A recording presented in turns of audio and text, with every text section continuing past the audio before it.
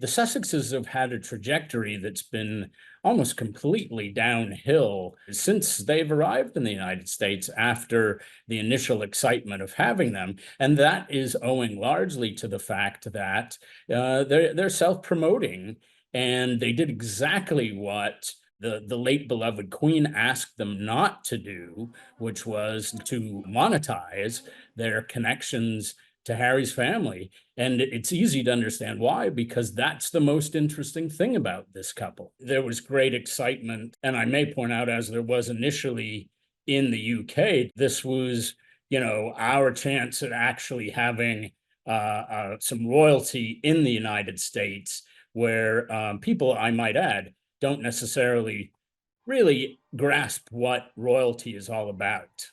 There was really a lot with their glamour, with their Hollywood friends, and of course, with the kingpin of it all, with Harry's royal connections and his birthright. Harry and Meghan were really untouchable. They could do no harm. They were, this really A-list, even among Hollywood circles, couple who had something that even US dollars couldn't buy, because we don't have titles over here. So that was something so special. And then, it all started to change through so many factors. And then you have executives in Hollywood calling them, this is a family program, so I won't use the word, but expletive grifters. Now that just broadcast everywhere, and social media created hashtags calling them, Harry and Meghan are grifters. And, what a terrible label to have. Grifters is so at the other end of the spectrum from, a member of the royal family. It's unbelievable. But that grifters comment may stay with them forever. And they're now the butt of Hollywood jokes by comedians and cartoons, who everyone has their number, which is that, they're whingers, complainers, hypocrites, all of this. And quite frankly, David, I don't know how they can recover from that. There's been polling that gives better demographic data, but I have to say that 70,000 people signing a petition that they felt Prince Harry should not be the recipient of this award. And what this award was about, it's celebrating a hero who gave up a very lucrative career in playing professional football and went over to support his country in the war in Afghanistan, and very sadly lost his life, and not even on the battlefield, but through friendly fire, which makes it all the more tragic. So, there he is upholding all of the values of heroism and patriotism and everything else. And I think people simply don't associate that with Prince Harry, who stepped away from his duty and royal service in his country, fled here to self-promote with his wife, and to do everything that the late beloved Queen had asked him not to do.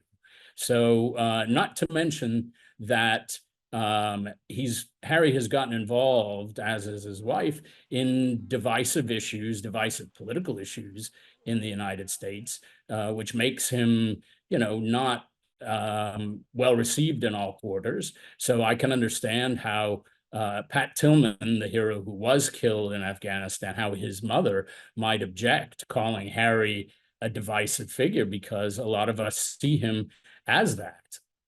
And isn't it a pity, that the king hasn't been able to see his California side grandchildren for so long?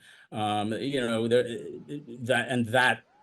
speaks to not just family values, but family integrity. And so, Harry and Meghan are perhaps at one time they would have liked to portray themselves as, this model A-list American couple, but, their constant mission to do in Harry's family definitely does not sit well with Americans, because many of us are very admiring of the royal family and the role that they perform in British society.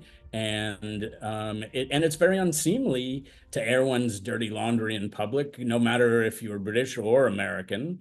And the unforgivable things that Harry brought out in his biography, calling Camilla a wicked stepmother and saying unkind things about Kate and all of those things. And the fight that he had with William, where he fell and broke the necklace. I mean, this is just eye-rolling stuff that is so uh, eye-rolling and not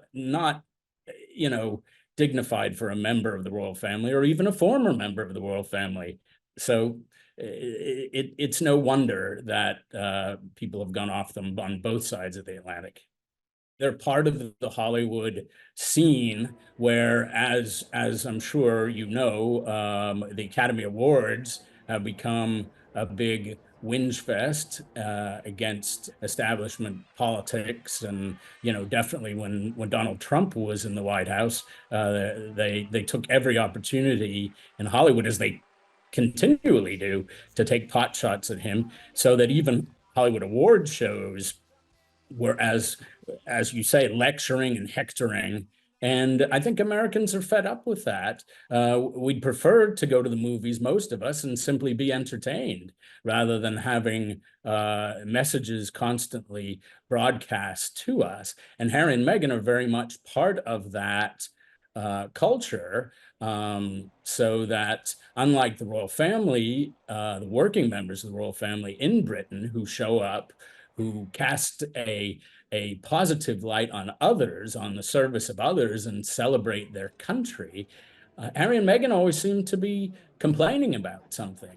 And, America is the land of can-do positivity, in theory at least. And so, this is a bad look, I believe, for them, and certainly has contributed to a dampening down of their popularity.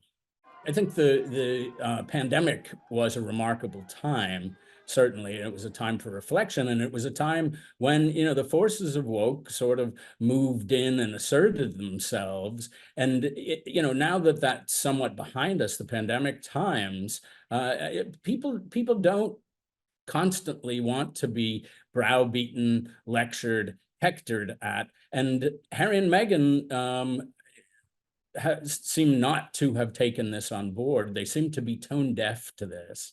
That the reason that the Princess of Wales is so beloved, and the Queen before her, and Queen Elizabeth, that is, and the King, and Prince William, and Camilla, by the way, whose birthday it is today. Many happy returns of the day to Her Majesty the Queen. All of those members of the royal family are daily casting a positive light and making a positive difference in people's lives.